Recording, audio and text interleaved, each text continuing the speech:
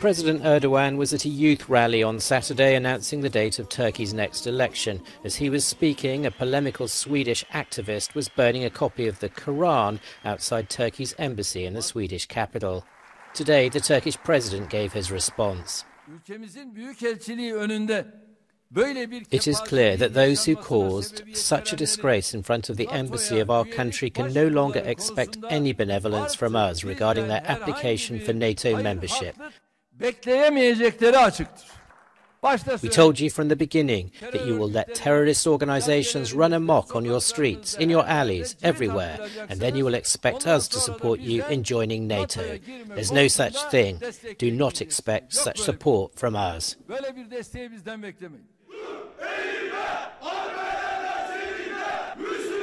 That anger was also reflected in protesters outside the Swedish consulate in Ankara. The provocative demonstration in Sweden only drew a small crowd, but it was the authorities' decision to allow it to go ahead that infuriated Turkey, triggering a major diplomatic rift.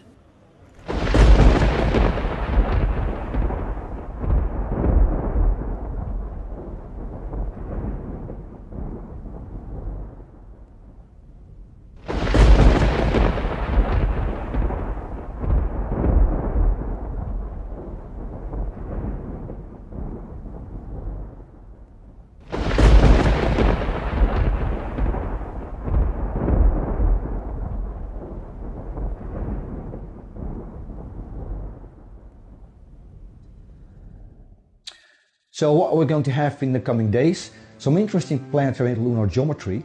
On the 31st we had some critical geometry involving Mercury, and that will be followed by two lunar peaks that could potentially trigger some serious seismic activity, most likely around the 4th. We also see some critical planetary geometry involving Venus, and that will be later on the 3rd, so we have that lunar geometry pretty much in the middle.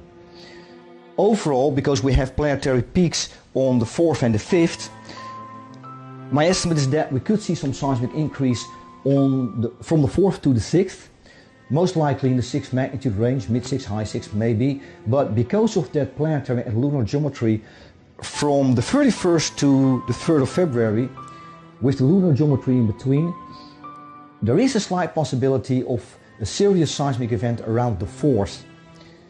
Again, I'm not at all sure about it. I'm not saying there's a high probability. It is more like a slight possibility. But that would be something to keep in mind. If we look at the solar system, we see the critical geometry primarily on the 4th and the 5th. On the 4th we have Sun, Venus and Jupiter in a conjunction. And then the next day, less than 24 hours later, we see Mercury, Sun and Uranus in a conjunction, followed by a lunar conjunction with the Sun, which is, in other words, a full moon. And I mark that here with the green line. And this is all coming together on the 4th and 5th of February. There is a possibility that there will be larger seismic activity following the next lunar peak on 6th February, but we're not there yet. So currently, I guess that we could see a seismic increase from the 4th, and that's really in a couple of days from the 4th to the 6th. And keep in mind, on the 4th, there is a slight possibility of a serious seismic event. And if we look at the atmospheric fluctuations, the latest that we picked up, it isn't all that much activity in the atmosphere currently, but on the 29th we picked up a couple of fluctuations, and we see again a purple band here over Asia from Lake Baikal in the north down to the Indian Ocean. That has been on the radar for several days now. And also to the west, purple band, and that marks the region from Afghanistan over Pakistan into the western part of the Indian Ocean, and we see India right in the middle. Interestingly, we've already seen magnitude 5.8 right in between in China,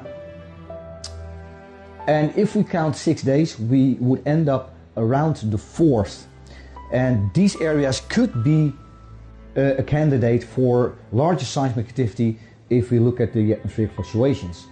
But again, keep in mind these are rough estimates, and not all larger earthquakes leave a footprint in the atmosphere, they do not announce themselves always. Then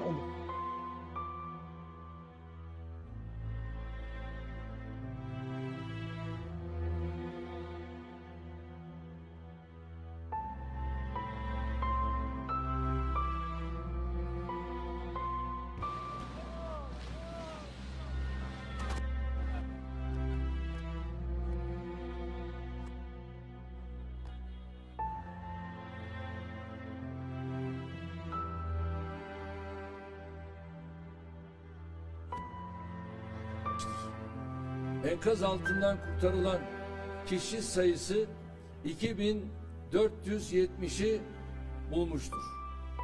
Yıkıldığı tespit edilen bina sayısı 2818'dir.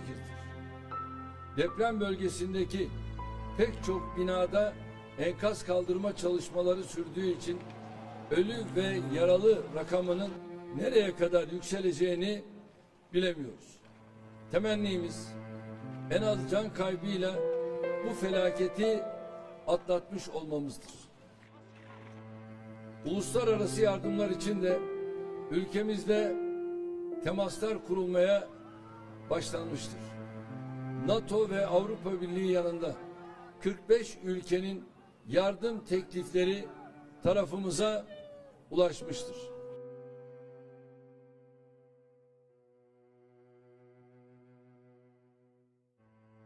Yani ben uyuyordum, eşim beni uyandırdı. Ama çok şiddetli diye korkunç bir depremdi tabii.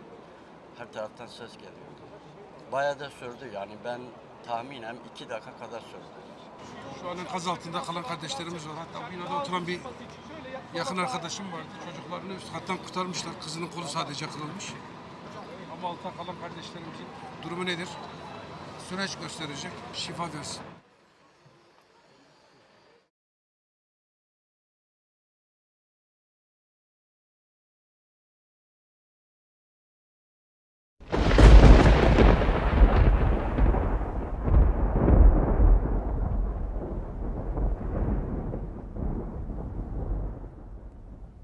Out in the middle of nowhere sits a forest of antennae, causing earthquakes and tsunamis, unimaginable chaos and ruin. Or so the conspiracy theory goes. In the second edition of Doom Tech, we're looking at the Haarp research facility situated in Alaska, USA. Conspiracy theorists have linked the Haarp project to earthquakes and tsunamis all over the globe.